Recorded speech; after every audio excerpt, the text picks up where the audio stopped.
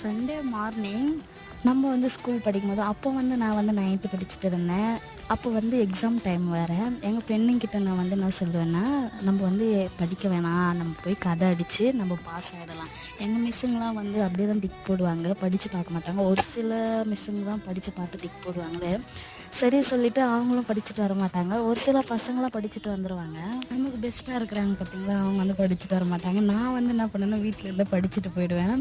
படிச்சுட்டு போயிட்டு அங்கே போய் எக்ஸாம் டைமில் வந்து எல்லாருமே கரெக்டாக தான் ரேங்க் எடுப்போம். நான் வந்து கொஞ்சம் அதிகமாக எடுத்துருவேன்னா, "நீ வந்து படிக்காமல் தானே வந்த, எப்படி நீ படிச்சுட்டு வருவே?" சொல்லிட்டு என்னை பிடிச்சின்னு ஒரே சண்டை போடுவாங்க. ஸோ இனி அந்த காலம்லாம் ரிட்டர்ன் வருமா?